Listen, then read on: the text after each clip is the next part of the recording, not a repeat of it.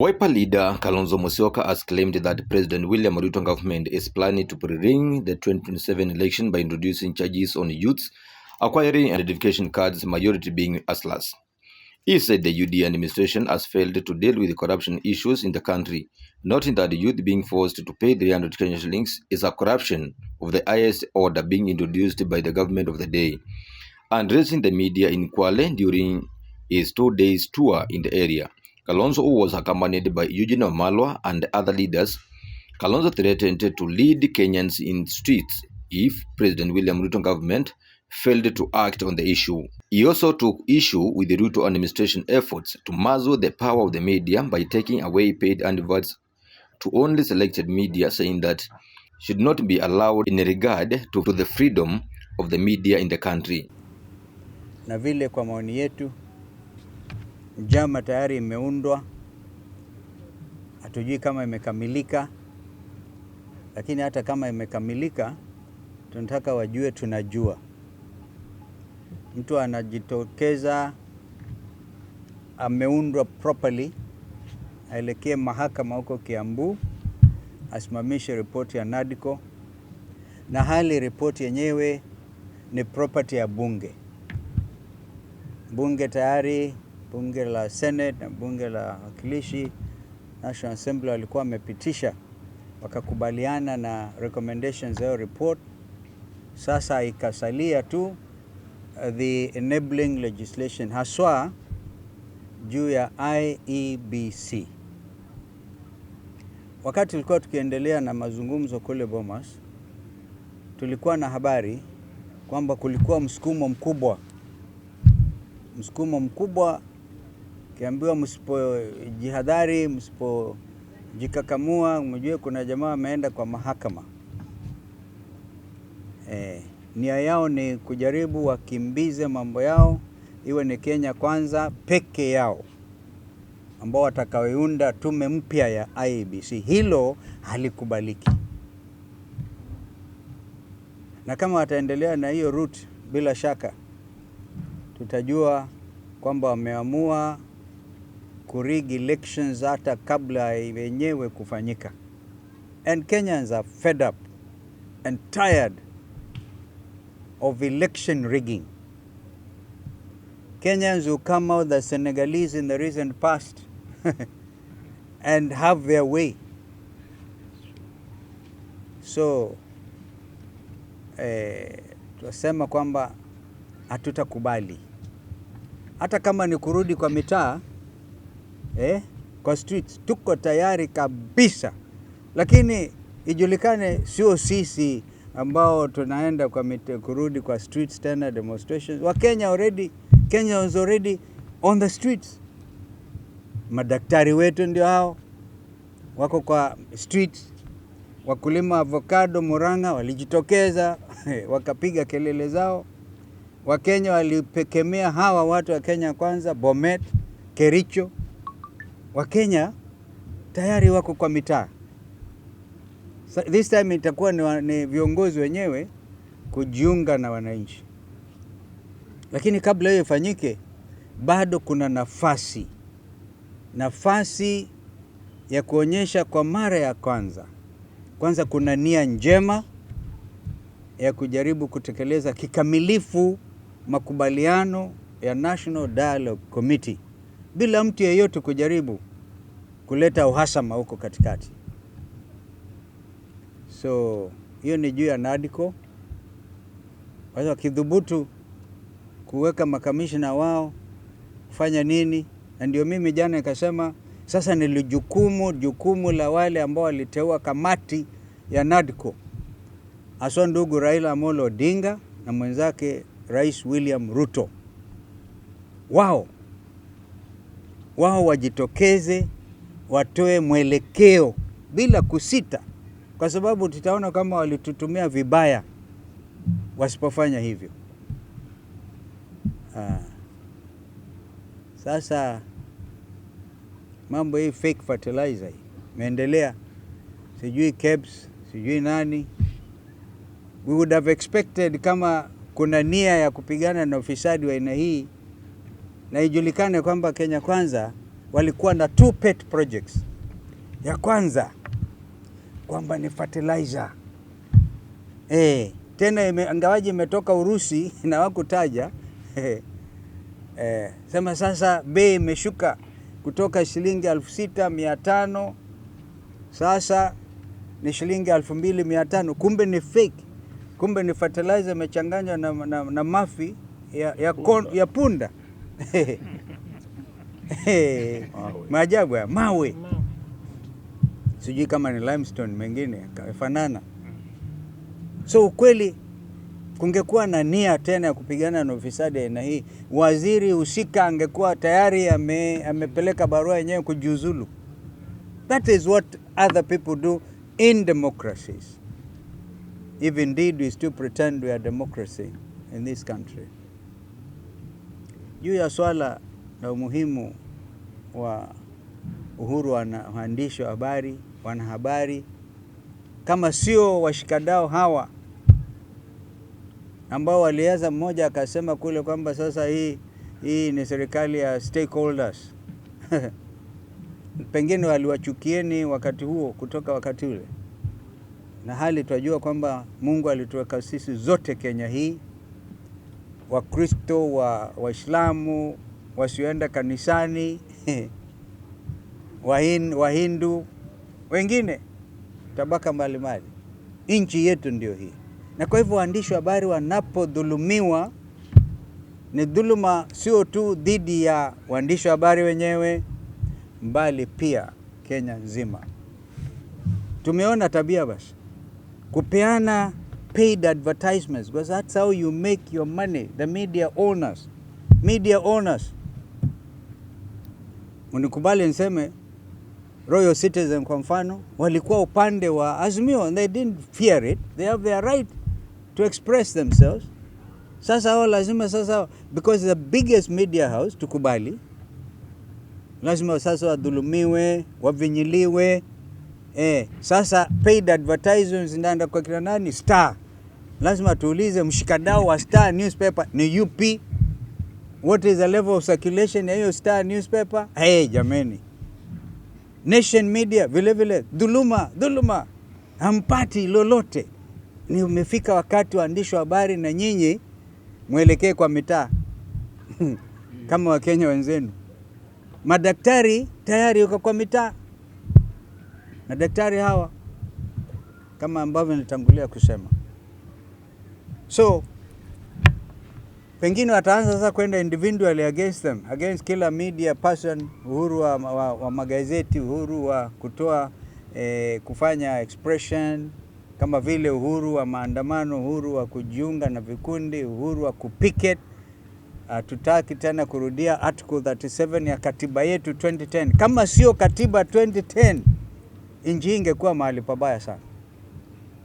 Chini ya utawala wa Kenya Kwanza ingekuwa mambo ingine kabisa. Lakini bado tuwakumbushe kwamba kuna katiba.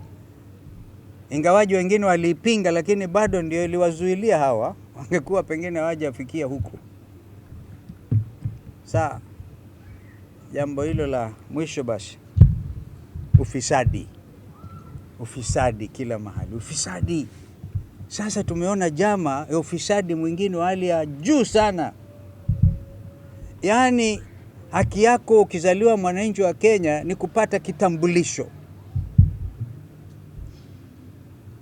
Hata hiyo haki unanyimwa. Unaambiwa ulipe 300 shillings. Kitambulisho, haki yako ya kuzaliwa Kenya. Nia ni ipi? Kwa maoni yetu ni kwamba wanataka uvinyiliwe, vijana wasiende wakachukue IDs, wasichukue vitambulisho, kwa sababu kando na hata hiyo 300 chakula hakuna. Tuliona jana tupoenda kwa msikiti, vijana walijitokeza wengi. Mahala popote panatajwa chakula, watu wanatoka. So kama vijana hata chukua vitambulisho, that is pre-rigging the election again. Pre-rigging. Kwa hivyo lazima tuambie mapema, wakubali vijana, kijana yoyote, mwanamke, msichana kwa kijana ambaye amehitimu, amefikisha umri wa miaka 18, apatiwe ID unconditionally na aende ajiandikishe kama mpiga kura, because this is a continuation. Kwa hivyo tunahisi before the next elections registered Kenyans should be about 30 million, lakini vile wanavinyilia na pia watakuwa wanaangalia huku hapa tupendwi, hapa wanavinyilia zaidi, hatutakubali, tutaenda mitaani tena. Fisadi ndio huo. We saw the index, the amount of money you pay to get what is properly your right kama mwananchi wa Kenya has gone up. Hata nadhani various ministries wahusika wametajwa kiwaziwazi. So it's about time either we stop singing about corruption and do something else, because it's like Kenyans have become immune. We continue to go down the ladder of the country's most corrupt, or is it kwenda juu? Ni bottom up. Natoka bottom naenda juu. Okay. Nasikia wenzangu wengine tunaomba. Hapa ni Wakenya wahimize haki yao na haki zao. Swala hili la ushuru, kodi ya nyumba, ni swala ambalo litawapeleka hawa nyumbani bila shaka. Bila shaka. Because halina usawa, halina even openness na mambo kama haya. In fact, as I just left here, nikaenda pale, mmoja akaniambia sasa mtu ako na mortgage, okay? You already you are paying some heavy, alafu pia in addition to the mortgage unalipa tia 1.5%, and there's a lot of money. Ndio mimi nikasema this is another wash kind of situation. Wash. Na tutakubali. Kwa hivyo tumesema yale ambayo tumeyasema. Swala lako nadhani we are very perturbed by the recent developments that saw the High Court in Kiambu issuing orders blocking the implementation of the Nadco report.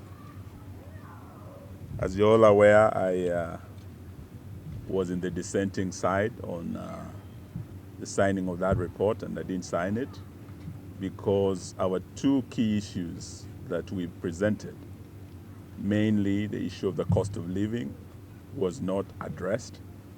That was rejected by our friends in Kenya Kwanza. But now we understand why, because the intention was really to add more taxes, which they have done since we left Bomas. More and more taxes are coming up.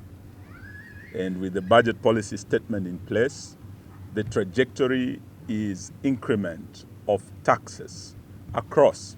If we had VAT being increased from 8% to 16% on fuel in the 2023 finance bill, now that VAT is being added even on milk and bread. We had zero rated under Uhuru Kenyatta matters touching on essential commodities, things like bread, milk, just for ordinary Kenyans, families, to have a meal, that basic breakfast meal.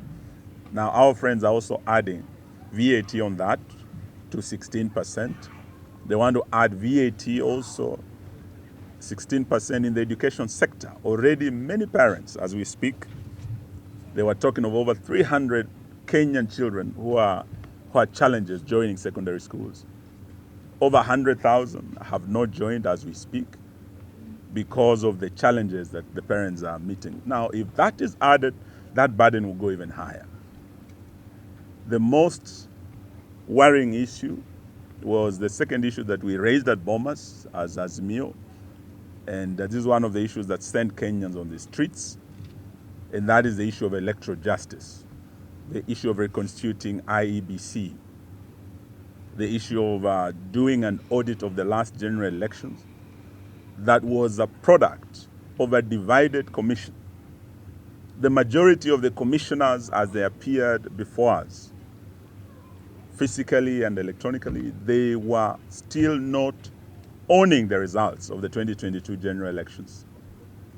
We heard from them, our two sisters who were in the US, and our two brothers who came to Bomas. They said the results announced by Chebukati were not the results of the commission. Those results were Chebukati's plus a minority of the commission who are 2 commissioners. Though the Supreme Court made a decision on the matter, Kenyans still wanted to know exactly what happened. And that is why it was agreed by both sides that there should be an audit of that election, not to reverse the decision of the Supreme Court, but to ensure that future elections avoid the pitfalls of the past election, to ensure that the next elections of 2027, 10th August, that my brother Kalonzo wants to run as president, I want to run as president, there are others who want to run as president. Those elections will be credible, they will be verifiable. Those concerns that have been raised need to be addressed, and an audit will be able to reveal those pitfalls so that before 2027 we have in place remedial measures to address the concerns of Kenyans. That is what was agreed. And I do recall when we went to Kitui, we went to mourn our friend's brother-in-law in Kitui. We were very clear then that for my colleagues, and I really respect the decision they made, who said that though Kenya Kwanza refused the issue of cost of living and want to add taxes, we'll deal with that issue later. It's the next phase of our struggle, as my brother has said, that will actually lead Kenyans back to the streets. But for the sake of the next general election, the sake of reconstituting IEBC, for the sake of ensuring that the issue of delineation of boundaries, that is time-bound in our constitution, is addressed, let us not throw out the baby with the bathwater. In Kitui, I recited a poem by Jonathan Kariara, "For grass will grow." And this parent did say to God that, God, if you're going to take away my only child, then give me strength to dig his grave, for grass will grow. And we did say to William Ruto and his Kenya Kwanza team that if they were going to cross the red line and actually interfere with the Boma's talks, the product, in terms of tampering with the electoral justice issue, which was the main issue by Azimio, apart from the issue of cost of living that was rejected, then they must be prepared for the consequences. And we said, let the good Lord give us strength, for grass will grow. Now, what has happened, we want to state here from the cost, that Dr. Stephen Kalonzo Musyoka and I have been in government. We are experienced ministers. He was our 10th vice president. We know how governments work. We know how the deep state works. We know how the system works. We can see the fingerprints of the deep state, of the system, on this legal roadblock that has been placed in the way of the implementation of the Bomas document. And we do know that already signs have become clear in Parliament. The way the Nadco report is being processed through the Justice and Legal Affairs Committee of the House, JLAC, we do know that there have been deliberate delaying tactics on the part of our Kenya Kwanza friends. We have some of our colleagues, like the senior counsel, Otienda Amolo, who have been expressed their frustrations through what is happening in that committee. They have called meetings, their colleagues have skipped meetings so that they don't process that report. So the strategy is to delay implementation in Parliament, and the ultimate strategy now is to derail the implementation of the Nadco report through the courts. And we believe this is state-instigated litigation, state-sponsored litigation to derail this process. And we are saying today that as Azimio, we will not accept these tactics. I always believe that when our colleagues came to Bomas, they did not come with clean hands to the dialogue table. They came with dangerous cards hidden under the table. And I believe they have started playing those dangerous cards in parliament through delay and in courts through derailment that is now happening. They did not have goodwill at the beginning of this process.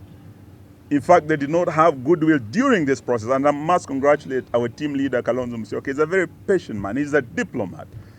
And to South Sudan and across the world, he is a renowned diplomat. He was very patient for the sake of this country. But if those efforts are going to be thrown out through this nefarious scheme by the Kenya Kwanza government, then they better be prepared for the consequences. This is the clear message we want to give to Kenya Kwanza from this beautiful end of the world, just besides the Indian Ocean. The other issue we want to say is that the issue of corruption, endemic corruption and tribalism in this government is something that cannot go unchallenged. As we speak, Kenya has, for the first time in recent days, been added to the grey list of the world. The grey list is a shameful list of the most corrupt nations in the world. Those are the heavens of money laundering, the wash people. And indeed, Kenya has become a wash nation. Everything you look at now is fake, from the fake fertilizer. How do we trust these people? Someone who can pack donkey poop and put stones and add sand and call it fertilizer? Can you trust such a person? Can we trust these people who are calling themselves Kenya Kwanza? For us, we believe the rate at which we are going, this is Kenya Kwisha. Our country is going to the dogs. And we must call out Bwana Ruto, who has become like a Alibaba and his gang of 40 thieves, because they are stealing day and night from Kenyans. Now they've gone to the farmers. Kenya is an agrarian economy. We have over 80% earning a livelihood from agriculture. You promised them that when you enter State House, you will ensure there's guaranteed minimum returns to the farmers. Now that is not guaranteed anymore. When you are giving them stones, na mavi ya punda, na mchanga, na unaita hii ni mbolea. How are we going to grow food and remove Kenya from the list of food insecure nations of the world when we are allowing our wash friends in this government to give fake fertilizer and fake seeds to farmers? We will not achieve. So these are some of the issues we want to say as we speak. From the reports given, it is shown that the Kenya Kwanza government has entrenched corruption, and the most corrupt ministries are known. Kenya Kwanza government has entrenched tribalism. With that system of shareholding, we cannot have one or two shareholders wanajivunia kuwa wa Kenya and the rest wanavumilia kuwa wa Kenya. We cannot have this. From the public employment, right from cabinet to the PSs to the CSs, you can see the trend of shareholding where others are excluded and they are second-class citizens when they are main shareholders who are first-class citizens. Is this the Kenya we want? This is what we are saying, that even as Baba goes to Addis, and we wish him well, this Easter we want to call on our Christians as we celebrate Easter and the rising of Christ to pray for the champion of our democracy, Raila Amolo Odinga, the champion of devolution. Would like him to go and champion the unity of the African continent. The dream of Kwame Nkrumah of having the United States of Africa. We know Raila Odinga has what it takes. Let us pray for him so that he can go and achieve this, not just for himself, not just for our team Azimio, but for Kenya and for East Africa. We wish him well, but we want to assure Kenyans that we will continue. Our team is intact. Stephen Kalonzo Musyoka, who was our team leader at Bomas, is here. Our colleagues across the country who are part of Azimio are with us. We will continue fighting until we ensure that we do away with this endemic corruption and tribalism in this government. I think we want to thank you for listening to us. Na vile vile, we take this opportunity to also ask our Muslim brothers and sisters kwa mwezi huu mtukufu wa Ramadhan pia waombee mzee wetu, waombee amani hapa kule Gaza na duniani kote. We wish you a happy Easter na Ramadan Karim. Asante sana. Is there any question?